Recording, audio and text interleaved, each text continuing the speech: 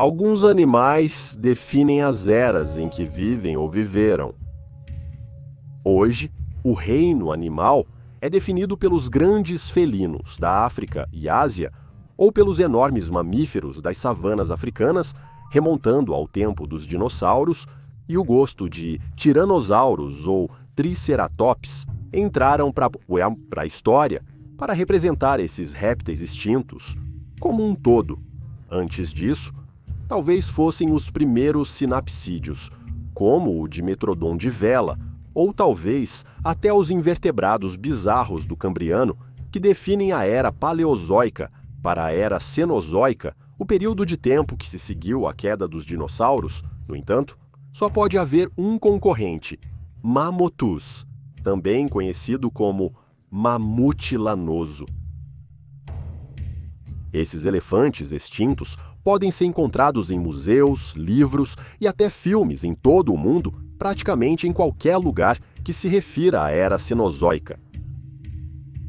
Nossos primeiros ancestrais e parentes dependiam deles para sobreviver, e sua existência, em primeiro lugar, foi uma grande parte da vida e das culturas de alguns desses grupos de pessoas primitivas. O maior bioma contínuo que o mundo já viu, na verdade, é nomeado, após esses mamíferos gigantescos, a estepe do mamute, e até mesmo a palavra mamute sozinha se tornou uma das nossas palavras mais emotivas na língua inglesa para descrever algo grande. E sobre os detalhes mais finos desses mamíferos icônicos, como surgiu uma besta tão especializada e única em primeiro lugar, e como ela acabou por se extinguir. Quão importante eram os mamutes lanosos para os primeiros grupos de Homo sapiens vivendo na estepe do mamute, e como eles interagiam com eles. Como os próprios mamutes viviam de fato e onde eles poderiam ser encontrados. No vídeo de hoje, responderemos todas essas perguntas e mais, enquanto exploramos a vida, evolução e queda do mamífero extinto mais famoso que já caminhou na Terra, o mamute lanoso. A palavra mamute é um termo bastante amplo.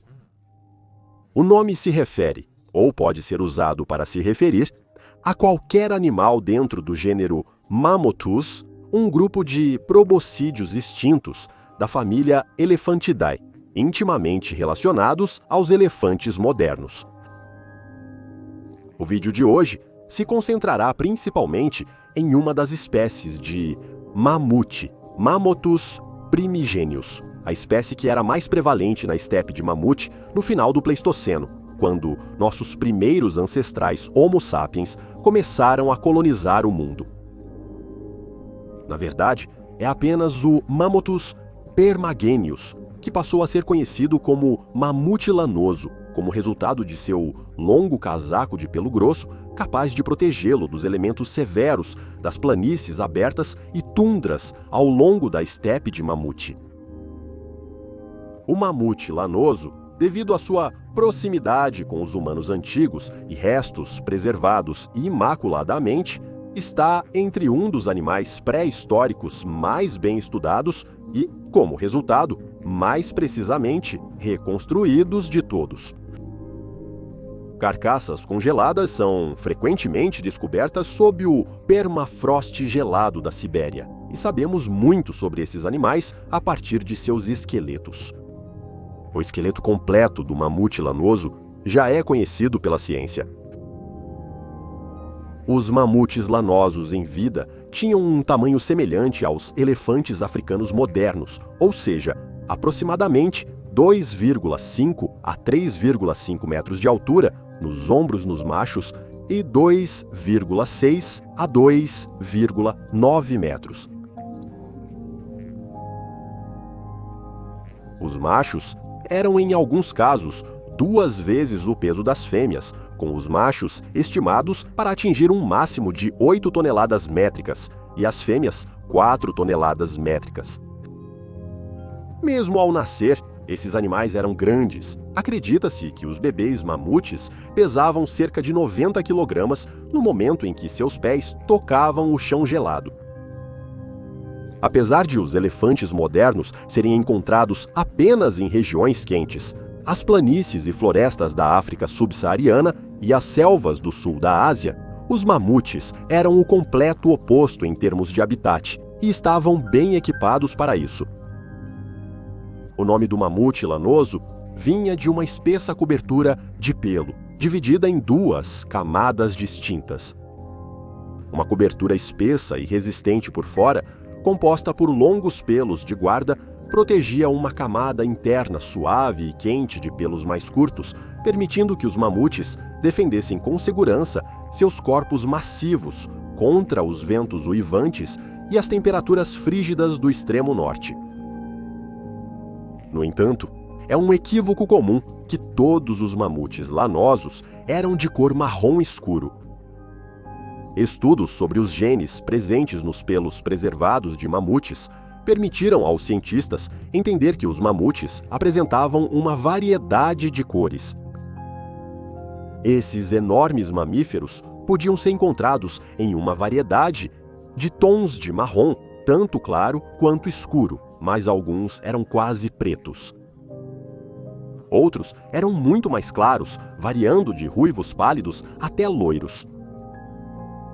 As orelhas dos mamutes eram notavelmente pequenas, uma adaptação importante para reter o máximo de calor corporal possível. Uma cauda curta servia ao mesmo propósito. Ambas as características permitiam que o mamute lanoso se defendesse das garras da congelamento. Embora a pele deles fosse tão grossa quanto a dos elefantes africanos modernos, eles possuíam uma camada de gordura de 10 centímetros de espessura sob a pele, que ajudava ainda mais a mantê-los isolados e aquecidos na tundra congelante. As presas icônicas do mamute lanoso eram, na verdade, dentes incisivos modificados, e as presas encontradas nos mamutes eram mais curvadas e alongadas do que as encontradas em seus parentes vivos. As presas mais longas, encontradas em um mamute lanoso individual, vieram de um macho, crescendo até impressionantes 4 metros e 20 centímetros de comprimento, mais longas do que o animal era alto. As presas das fêmeas eram em média menores e mais finas, medindo aproximadamente 1,5 metros de comprimento. Atrás dessas presas, havia uma gama complexa de dentes, incluindo 6 conjuntos de molares que foram substituídos ao longo da vida do animal. Esses molares cresciam maiores a cada substituição, sendo o primeiro conjunto apenas do tamanho dos nossos próprios molares. Os mamutes podiam usar suas próprias presas como meio de defesa, e elas eram ferramentas altamente eficazes quando você compartilha seu mundo com animais tão perigosos quanto lobos, hienas das cavernas, leões das cavernas e humanos. Quando necessário, um mamute provavelmente poderia varrer suas presas em um carnívoro atacante, possivelmente até mesmo levantando-o completamente do chão no processo. As presas de mamute também possivelmente eram usadas para exibição e propósitos de combate entre rivais da mesma espécie lutando por território ou pelo direito de acasalar com uma fêmea. Nesses confrontos, os mamutes teriam usado suas presas para atingir uns aos outros no flanco ou no rosto, mas devido à sua curvatura, elas eram inadequadas como armas de perfuração. A família Elephantidae apareceu pela primeira vez no registro fóssil cerca de 6 milhões de anos atrás, mas os primeiros proboscídeos, animais da mesma ordem dos elefantes, apareceram há impressionantes 55 milhões de anos. Os primeiros verdadeiros elefantes da família Elephantidae evoluíram na África, uma linhagem que levaria aos elefantes modernos da África e da Ásia e os mamutes das regiões do norte. Ao longo desses 6 milhões de anos, estima-se que tenham existido 10 espécies distintas de mamute no gênero Mammuthus. Muitos restos de cada espécie são conhecidos em diferentes localidades ao redor do mundo. Por isso, é difícil determinar exatamente quando cada espécie estava presente e onde e como resultado, os argumentos sobre a validade de todas essas espécies de mamute continuam. Acredita-se que o Mammoths subplanifrons, da época do Plioceno, tenha sido o primeiro verdadeiro mamute a evoluir, uma espécie um pouco menor, conhecida no sul e leste da África. Crê-se que este animal foi um ancestral comum dos mamutes posteriores. O primeiro mamute a atravessar os continentes para a Europa e Ásia foi o Mammuthus rumanus, uma população que eventualmente se tornou Mammuthus meridionalis, também conhecido como mamute do sul. O mamute do sul foi eventualmente substituído pelo Mammuthus trogonterri, o mamute da estepe, que eventualmente deu lugar ao mamute lanoso, nossa espécie, cerca de 400 mil anos atrás, na Sibéria. A distribuição e alcance dos mamutes lanosos era, comparado aos elefantes modernos, enorme. No final da época Pleistocena, os mamutes lanosos podiam ser encontrados em quase todos os territórios modernos do hemisfério norte, tão a oeste quanto Portugal, abrangendo toda a Eurásia, e tão ao sul quanto as regiões norte da China. Os mamutes conquistaram as regiões mais ao norte da Sibéria e até chegaram às Américas há 100 mil anos, quando atravessaram a ponte terrestre no Estreito de Bering, que agora é o extremo nordeste da Rússia. Da mesma maneira que os humanos, que eventualmente chegariam lá, os mamutes se espalharam pela América do Norte assim que chegaram, cruzando de oeste a leste pelas regiões norte do Canadá até o que agora é composto pelos estados centrais e orientais dos Estados Unidos da América. Embora esses animais fossem especializados, o habitat em que viviam era tão prevalente durante a última era do gelo do Pleistoceno que conseguiram prosperar em todo o mundo, pelo menos até ao fim da época, trazer uma série de mudanças importantes, mas ouviremos mais sobre isso mais tarde. Muito pode ser determinado sobre como esses enormes mamíferos viviam, graças aos restos imaculadamente preservados descobertos no permafrost da Sibéria. Acredita-se, antes de tudo, que os grupos de mamutes eram matriarcais, liderados por uma fêmea experiente ou idosa. Evidências para isso foram encontradas em fósseis femininos agrupados, bem como em pinturas rupestres retratando manadas de animais. Pode-se inferir, então, que esses animais eram altamente sociais e possivelmente inteligentes, como os elefantes dos dias atuais.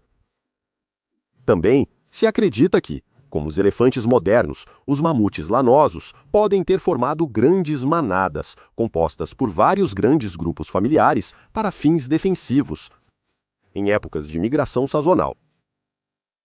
Como os mamutes viviam em áreas mais abertas do que os elefantes modernos, acredita-se que tais comportamentos seriam mais comuns. Surpreendentemente, as trilhas de mamutes, formadas por um rebanho que uma vez migrou pela área que agora contém o reservatório de Santa Maria, no Canadá, podem nos dizer que muitos mamutes de diferentes idades viveram e migraram juntos de uma só vez. Essas trilhas até mostram a distância de 2 metros entre as passadas dos mamutes adultos e as pegadas próximas dos bebês que corriam ao lado dos adultos para acompanhar o ritmo deles. Os restos preservados de mamutes lanosos nos permitiram entender exatamente o que esses animais comiam também.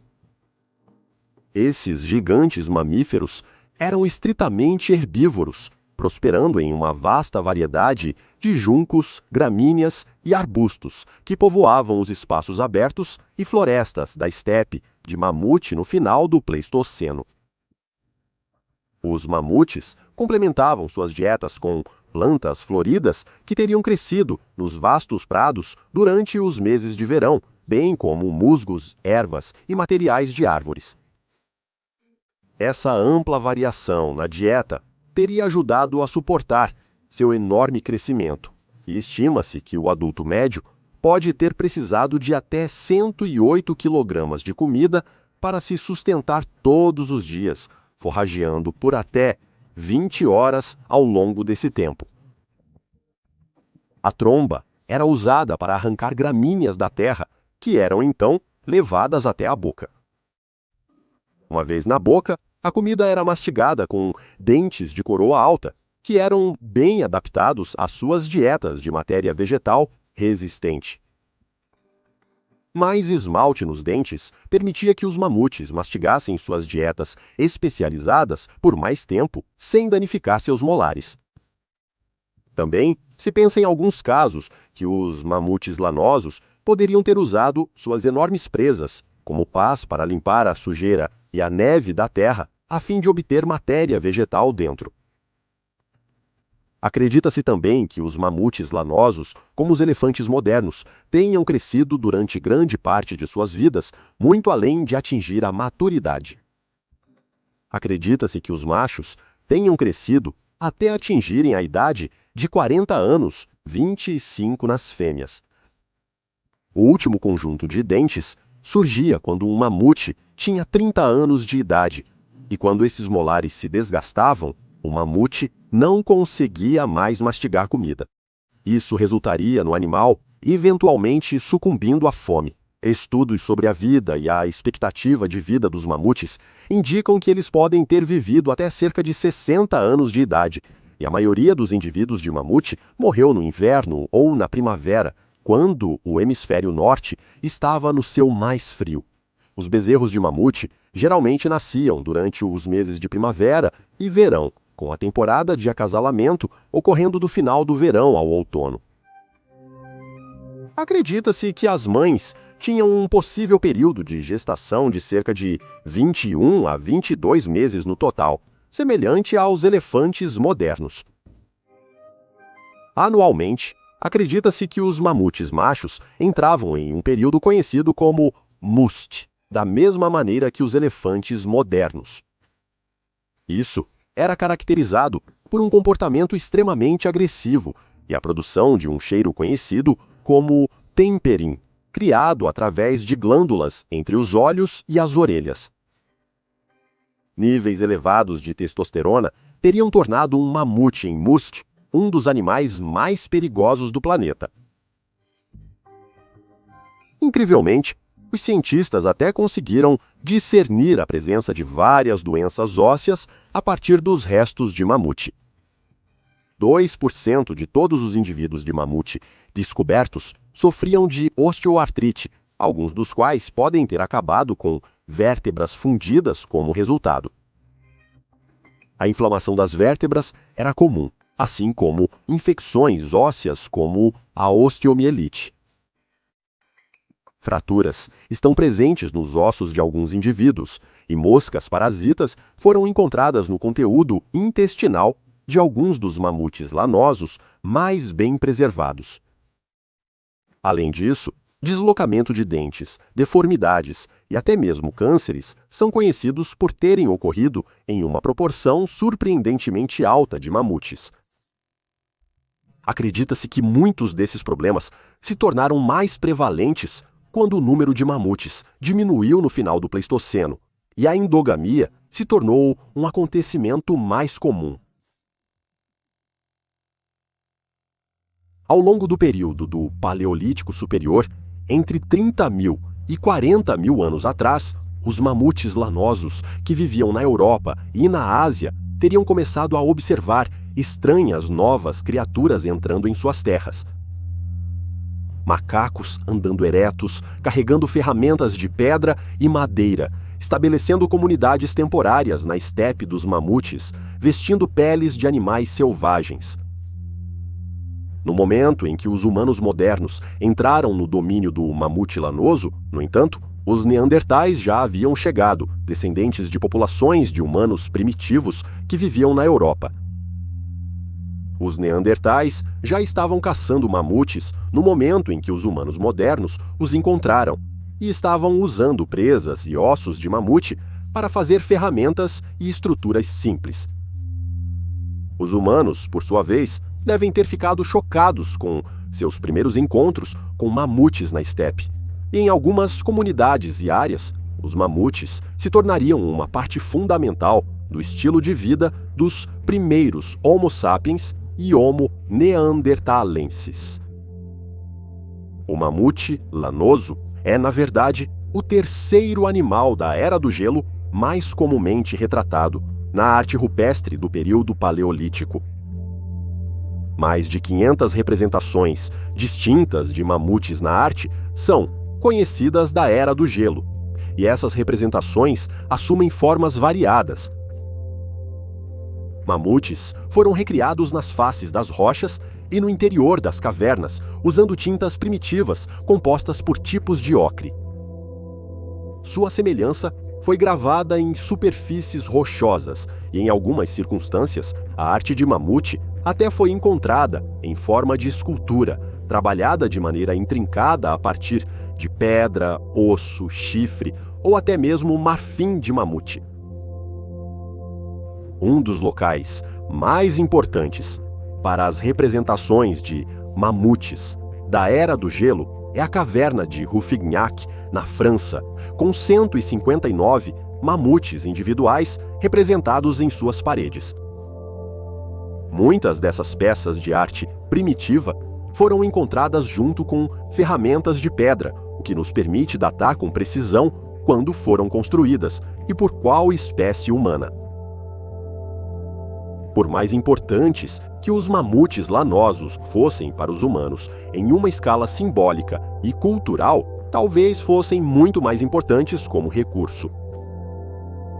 Ao longo do tempo em que os humanos da Era do Gelo foram estudados, mais de 70 locais individuais foram descobertos contendo ossos de mamute lanoso usados como materiais de construção, especificamente como suportes, portas e estruturas para habitações básicas. Os ossos e presas de mamute eram apoiados de tal maneira que formavam uma forma de cúpula e então eram revestidos com uma camada de peles e couros de animais para isolar as pessoas dentro contra os elementos severos da estepe do mamute. Muitas dessas cabanas são conhecidas das planícies da Europa Oriental e algumas delas podem ter até 24 metros quadrados de tamanho. Algumas estão muito próximas umas das outras, talvez em habitações familiares, enquanto outras estão mais espalhadas. As presas eram tipicamente usadas para as entradas dessas cabanas, enquanto ossos longos, como os encontrados nas pernas e costelas, eram usados como fundações e suportes. Curiosamente, muitos desses ossos nessas estruturas eram de animais que já estavam mortos há muito tempo antes de serem coletados pelos primeiros humanos. Portanto, acredita-se que nem todos os mamutes utilizados pelos humanos foram mortos por humanos e que muitos foram aproveitados, talvez as carcaças daqueles que foram mortos por predadores ou pelos elementos. Além disso, os restos de mamutes foram usados em várias circunstâncias culturais. Os ossos de mamutes mortos foram transformados em instrumentos musicais, como flautas básicas coletadas do mamute. Seus ossos foram esculpidos em ferramentas e até formas básicas de móveis, e às vezes, as omoplatas e ossos das pernas dos mamutes eram usados para adornar e cobrir corpos mortos durante rituais funerários e enterros. Armas foram feitas a partir de ossos de mamute, incluindo lanças, adagas e até mesmo, em uma instância, um bumerangue. Os primeiros humanos foram capazes de descobrir por si mesmos que o marfim de mamute era um dos melhores materiais para produzir pontas de lança duráveis e eficazes. A resistência e as propriedades de personalização deste material levaram muitos caçadores a optar por pontas de marfim para suas lanças, que então seriam usadas, por sua vez, para caçar mais mamutes. Acredita-se até que alguns humanos primitivos conseguiram alisar as presas de mamute para usá-las mais facilmente na arte e na fabricação de ferramentas, mas exatamente como eles conseguiram fazer isso é desconhecido para os cientistas. Nossos ancestrais, no entanto, não apenas pegaram os restos de mamutes há muito mortos. Famosamente, muitos indivíduos de mamute lanoso caíram vítimas dos astutos métodos de caça e dispositivos de armadilha dos primeiros humanos, tanto do Homo sapiens quanto do Homo neanderthalensis. Marcas de corte e picadas em muitos ossos de mamute indicam que esses animais foram caçados e abatidos, sua carne sendo retirada do osso, cozida e consumida por membros de grupos humanos primitivos. Sabe-se que os humanos criaram armadilhas de fossos para animais tão grandes quanto mamutes. Um poço profundo seria cavado no chão, baixo o suficiente para a maioria do mamute lanoso caber dentro. Lanças alongadas e afiadas, geralmente feitas de madeira pontiaguda e esculpida, eram fixadas no fundo do poço, apontando para cima. Finalmente, o poço era coberto com uma camada de vegetação para imitar a cor do solo ao redor. E tudo o que os humanos precisavam fazer era esperar. Se colocada no local certo, na hora certa, eventualmente um mamute teria o azar de cair através da delicada vegetação, empalando-se nas lanças abaixo. Se não fosse morto rapidamente, os humanos logo voltariam para terminar o trabalho, esfaqueando com lanças pontiagudas de pedra ou marfim para acelerar o processo. De lá, o mamute era retirado da cova, abatido, e todos os seus materiais seriam usados para sustentar aqueles que o mataram. Tudo era útil na estepe do mamute. As peles mantinham as pessoas aquecidas, a carne as sustentava, e os ossos podiam ser usados na construção e na fabricação de ferramentas. Embora os espécimes de mamutes que mostram evidências diretas de predação por humanos sejam menos comuns do que aqueles que não mostram, cientistas já descobriram carcaças de mamutes lanosos com pontas de lança incrustadas nos flancos e ombros. A profundidade em que essas pontas de lança se encontravam nos corpos desses mamutes indica que foram lançadas com grande força, provavelmente com a intenção de matar, ao invés de apenas se defender. Locais no leste europeu são conhecidos por abrigar os ossos de até 100 mamutes individuais no total, cujos ossos foram perfurados por pontas de lança de pedra. Algumas dessas armas foram usadas de forma tão agressiva que quebraram ao entrar em contato com os ossos do mamute. Tais locais são conhecidos na Polônia e na Itália, onde os mamutes provavelmente eram uma fonte de alimento-chave para os primeiros humanos que viviam lá naquela época. A maioria das populações de mamutes lanosos começou a desaparecer por volta dos períodos Pleistoceno tardio e Holoceno inicial. Por volta dessa época, grande parte da megafauna de todo o mundo, desde os mamutes até as preguiças gigantes terrestres, começou a sentir as pressões da caça e das mudanças climáticas, e começou a declinar. É uma decisão difícil para os cientistas determinar se foi a supercaça pelos primeiros humanos ou mudanças no clima no final da última era do gelo, que levaram os mamutes lanosos à sua extinção. Alguns cientistas se encontraram no meio para determinar que foi uma combinação de ambas as causas. Acredita-se que os mamutes foram vítimas de seu grande tamanho. Animais maiores em tempos difíceis não conseguem se reproduzir tão rápido quanto animais menores devido ao seu pequeno tamanho populacional e longos períodos de gestação. Indivíduos mortos não podem ser substituídos tão rapidamente por novas gerações e as populações geralmente começam a diminuir. Com menos indivíduos em cena, a população sofre ainda mais e, eventualmente, os animais enfrentam a extinção por completo. Como os mamutes estavam tão bem adaptados e especializados para uma vida na estepe do mamute, uma vida de climas frios e matéria vegetal específica, eles teriam achado extremamente difícil se adaptar à medida que o mundo se aquecia quando a última era do gelo começou a terminar. À medida que as planícies da Eurásia eram substituídas por florestas abertas, as pastagens começaram a desaparecer e os mamutes não podiam mais contar com suas fontes de alimento e habitats. Adicione a isso a supercaça pelos primeiros humanos, que não conseguiam monitorar de forma confiável suas populações, e você tem uma receita para o desastre. No entanto, é importante lembrar que a extinção do mamute lanoso não é algo que aconteceu rapidamente. Foi um declínio lento e penoso, intercalado com momentos em que parecia que os mamutes poderiam possivelmente fazer um retorno. As populações aumentaram com períodos glaciais posteriores, algo que aconteceu algumas vezes perto do fim da Era do Gelo, mas, em última análise, o aumento geral da temperatura selou o destino dos mamutes lanosos. Os últimos mamutes são conhecidos por terem existido em ilhas nas regiões mais ao norte do mundo. Duas das mais famosas são os mamutes da Ilha de São Paulo, no Alasca, e da Ilha Wrangel, no Oceano Ártico.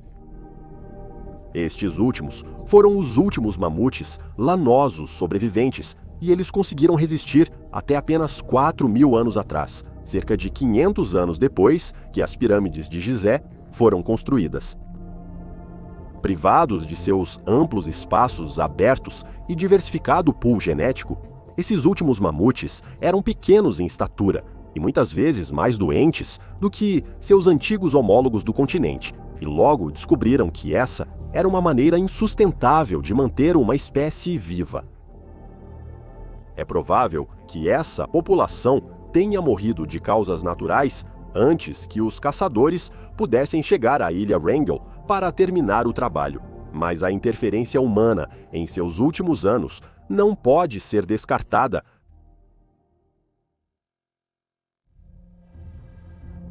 O mamute lanoso permaneceu nos corações e mentes dos seres humanos muito tempo após seu desaparecimento. Os povos indígenas nativos da Sibéria, as próprias terras onde os mamutes uma vez caminharam, são conhecidos por terem coletado ossos de mamute, embora sem perceber o que eram, que desde então foram vendidos para o comércio de marfim. Sabe-se que os nativos americanos usaram ossos de mamute em sua arte, e acredita-se que alguns desses povos até passaram adiante contos de mamutes, cuja existência persistiu em contos populares e memórias passadas de geração em geração até tempos relativamente recentes. Não surpreendentemente, os mamutes lanosos também encontraram seu caminho na criptozoologia. Pessoas modernas, nos últimos anos, afirmaram ter avistado esses mamíferos extintos nas florestas e tundras da Sibéria, insistindo que esses animais continuam vivos. No entanto, isso é extremamente improvável de ser a verdade, e tais animais, possivelmente, foram avistamentos exagerados de ursos e alces. Os mamutes são, nos dias atuais, um dos animais extintos mais famosos e têm sido amplamente representados em uma variedade de meios. Esqueletos de mamutes adornam as paredes das melhores coleções de museus do mundo, com tesouros de informações fascinantes disponíveis sobre cada mamute individual. Os mamutes encontraram seu caminho na cultura popular como temas de livros, filmes e até mesmo jogos de vídeo. Quase nenhum outro animal pré-histórico é tão sinônimo de evolução humana quanto o mamute lanoso. É o animal extinto por excelência, mas por quanto tempo? O fato de tantos mamutes lanosos terem sido escavados do permafrost siberiano com seus tecidos moles e, portanto, DNA intacto, levou à crença popular de que os mamutes poderiam um dia ser desextintos, ressuscitados para caminhar na tundra mais uma vez. Isso envolveria a clonagem de uma elefanta fêmea, substituindo o núcleo da célula do óvulo por um núcleo do tecido mole do mamute lanoso. Embora a prole tecnicamente seja um elefante, ela teria os genes de um mamute lanoso e provavelmente cresceria para herdar as mesmas características de seus ancestrais há muito mortos. Isso, no entanto, levanta uma série de questões, e não apenas se o processo é possível em primeiro lugar. Eticamente, devemos trazer de volta o mamute se pudermos? É importante lembrar que não foi apenas a supercaça que levou ao fim do mamute. A perda natural de habitat, com as mudanças climáticas, ajudou a levar este animal à beira da extinção. Hoje em dia, há muito pouco habitat restante que poderia sustentar uma população de mamutes lanosos, embora projetos na Sibéria estejam em andamento para ajudar a mudar isso. Conhecer as necessidades para manter um mamute feliz e saudável pode ser um desafio para nós, como uma espécie que não coexiste com eles há milhares de anos. E isso é tudo antes de trazermos a ética de se é ou não uma boa ideia clonar um animal em primeiro lugar. Enquanto nossos ancestrais dependiam do mamute lanoso para sobrevivência e recursos, eles são uma espécie com a qual nós, como humanos modernos, não estamos familiarizados. É impossível duvidar da aparência impressionante e presença desses animais, e certamente seria uma maravilha ver um ao vivo. Mas talvez, até que tenhamos um meio de cuidar eticamente de um, os mamutes lanosos devem permanecer o símbolo icônico do passado. Eles sempre foram.